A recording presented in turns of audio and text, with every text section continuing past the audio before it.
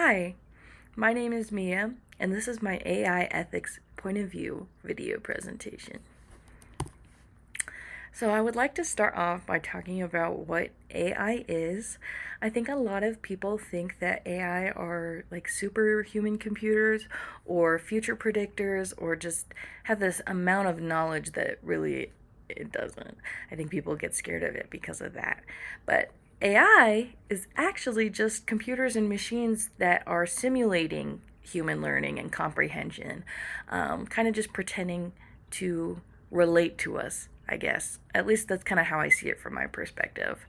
As you can see, AI has been around since the 1950s. I got this graph from IBM and in an article where they were talking about what artificial intelligence is. But I really like this graph because it kind of puts into perspective that we've been living with AI since the 1950s and it's 2025, so that's like 75 years of AI. So it's definitely not a new thing, it's just evolved more in this time period. So the first kind of AI I want to talk about is AI or predictive AI. Predictive AI is what's kind of been around a long time. Basically, it is AI that gets fed different types of data and collects data, and then programmers like program it to recognize different types of patterns. Some patterns being patterns that humans see in just like everyday life. An example of predictive AI, at least right now, would be social media. When you are scrolling through Instagram or something, and all of the posts and reels that you like, the AI of Instagram or social media takes that in and then tries to make it so that all of your feed is going to be curated to what you like. So that's basically what I've gotten as predictive AI. As for my other AI I want to talk about, that is generative AI, which is what the big thing is right now. Everybody's freaking out about, and that's what I think has really gotten the AI news up and around more. So generative AI is basically predictive AI, but it can do a little bit more. So generative AI gets more data sets, bigger data sets, and just basically it's like collecting everything from the internet, it seems like. And then it generates outcomes that you are expecting from the perspective of how you would be talking to another human, or it can generate new content so that you can make pictures with it, audio files, movies, videos, commercials. An example is typing in ChatGPT, please generate me an image of a cat in a coffee mug, and it will generate you a cat in a coffee mug. So that's basically the difference between predictive AI and generative AI, is that generative AI generates content that it just makes by itself just because of all the data it's collected, like pictures, videos, audio files, like I said. And predictive AI is more just AI that we kind of have been living with in our everyday lives, like in social media. I know that banks sometimes use it to help crunch numbers and stuff, and just stuff like that is really tedious for humans to do. Anyways, time to get into some of my perspectives on AI ethics. First, I want to talk about AI ethics in society. Like I was saying earlier, I think AI is really misunderstood. I think a lot of people think that it is a future predictor and it is like a superhuman computer. No, I don't think that's the case. AI is definitely not that. It is a lot less than a superhuman computer and a future predictor. It is just a tool that helps humans gather information faster, whether that information is true or not, which I will get into in my third point. I think people also just don't know how to use AI as well, which is what gives them very crazy crazy opinions and ideas of what AI are. So that leads me kind of into my second point, which is a lack of training. For my Interactive Media 3 class, I had to do an AI training, more for like AI with design, but still, it taught me how to responsibly use AI and how to properly use AI as a tool in my everyday life. So, highly recommend that. There's a couple of free ones online, so definitely try it, especially if you are interested in AI.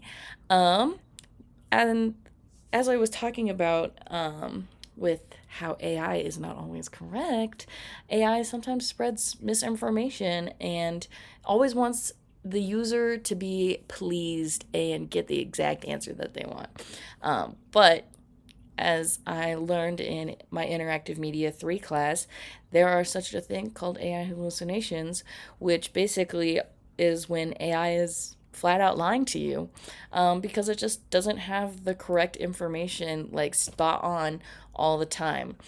So for my AI hallucinations discussion, we had to like give it a prompt, and my prompt was asking about a certain South Park episode where Kenny eats a poisonous apple and then he dies, which I don't think happens in any episodes of South Park. I've seen them all.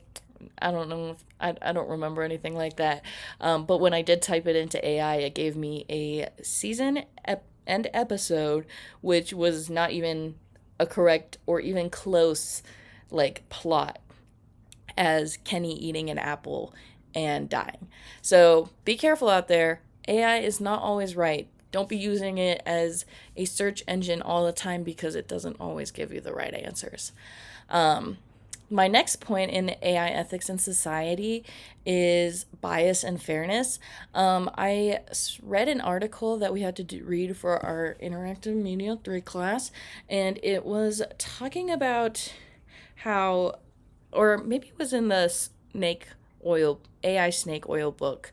But basically, it was saying that there was an AI that a police force used, and they basically said that the it was like a face recognition thing, and whenever it would detect a African American person, it would like say it was the suspect when it was like someone else completely.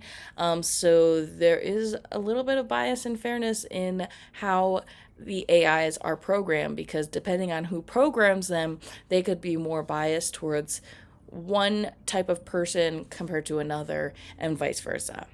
And my last point for AI ethics in society is privacy. I know that a lot of people input a lot of information and a lot of their personal information sometimes, which don't do that, because there's not a lot of regulatory laws or government stuff that basically protects your privacy from AI ethics. Or not AI ethics, sorry, just AI.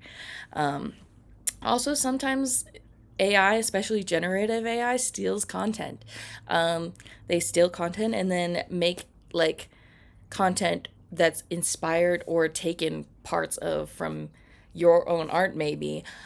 So just be very careful with your content and personal information on AI, because it's not something that is properly regulated well, to an extent. It's regulated, but not like as regulated in privacy laws as it should be. Next, we're going to talk about AI ethics in work. So I think a lot of people are worried about job security due to AI, which in fact, there are people who are losing their jobs because of AI. But also, on the other hand, I think that there are AIs or jobs that are trying to cooperate with AI and their workers, where the workers are learning how to use AI to do the job. Because AI can't just do it all by itself sometimes. Like, it sometimes needs humans to watch over it because, like I said in my last slide, doesn't always give the right information, and it doesn't always do exactly what you want it to. Another thing, like I said previously, was bias and fairness. I know that there was a situation where people were using AI to go through job applications, and they would mostly hire men instead of women just because the men were better at the jobs. So like I think one of the examples was some sort of like labor job or high intensive job, and the AI would mostly only pick out the men instead of the women, just because they would be more qualified. When in doubt, like that's just the AI. Like you didn't meet this person to determine if they are good enough to hire or not. So some people's applications just get tossed out just because of AI, and I don't think that's very fair. But that's the world we live in. We got to be more involved in how AI is being used in our workplace. Another thing, which actually leads me into my next point, which is transparency. There needs to be transparency in the workplace if you're using AI. Just because, like I was saying, like if you put in a job application and AI doesn't think you're good enough, I feel like that's not giving you enough transparency from the company that they are using that AI to tell you if you're good enough or not. I think that should be based off a human to human interaction. Another thing is accountability. Jobs and workplaces need to be held accountable if their AI is not, working correctly, or their people are not using the AI correctly. Which goes into AI training. I think if people are going to use AI in the workplace, they should have their employees train on AI.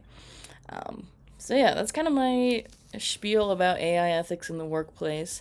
For my last one, we're going to talk about AI ethics and digital design, which is my major. So that's why this is in here, because I'm learning a lot about AI and digital design right now. First, I want to talk about how I think AI is just a really helpful tool in the digital design field. And I think it's important for people that are wanting to pursue a design career to know a little bit about AI, just because it's so big right now. And I think companies are starting to use it so that the workflow of designing things is faster.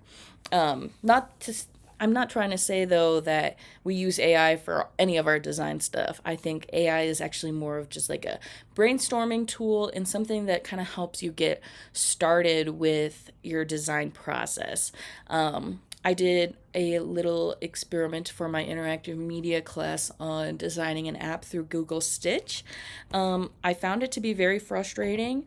The work process was very frustrating just because you had to be very specific, and if you missed one thing, the AI wouldn't do it. It also has a really difficult time being cohesive and designing like unique pieces, because I feel like out of all of the people in my class, like there were probably 3 or 4 that had almost the same exact color scheme and design as mine had. So I think AI in digital design should be mostly just for brainstorming and helping generate ideas rather than creating graphics, posters, apps, websites, videos, etc. Like I was saying previously, I think that there should be some privacy and consent, because when it comes to design or any arts in general, I think that generative AI is programmed to steal other people's work to make its own work, because that's just how it works. It's collecting data, it's using that data to create its own content. So if you do use AI, there is that possibility that you could be stealing someone's art and not know it, or someone's design. And it's kind of hard to regulate that right now. There's not really many regulations about it, but I did watch a video. If I can find it, I can put it in the description. But it was talking about how there's a bunch of lawsuits about people getting their designs or things stolen from AI. So be careful, y'all. As I've said in all 3 slides, AI training. I think that if you're going to use AI as a digital designer or graphic designer, you should be trained in AI, because it teaches you how to be descriptive. It teaches you how to divide the workflow between you and AI, because you don't want to be doing, like, the point of using AI is that you're not doing all of the work, and the point of the or you using the AI is not for you to do the whole project with just AI. Like, there is a balance between what you're doing and what the AI is doing. So I definitely think it is important to be trained on AI if you're going to use it in your design, because you don't want to be doing anything improper or wrong, or, really getting involved with the AI rather than, adding some human touch to it. And I kind of touched on this last one a little bit. Limited power. I did the Google Stitch app design. I found that it was really difficult to make a cohesive design. No matter how many times I asked Google Stitch to make my taskbar on my app the same on all three screens, it just was like, I did already, and it was very frustrating. So if you do use apps or programs like Google Stitch, I do warn you, they are very frustrating and very hard to get cohesive, but they do help a lot with getting some ideas generated, especially for certain features that you want in an app and stuff like that. But anyways, that is all of my point of views on AI ethics. Thank you so much for watching all the way through my rambling, and I hope you guys have a great day and use AI properly. Thank you.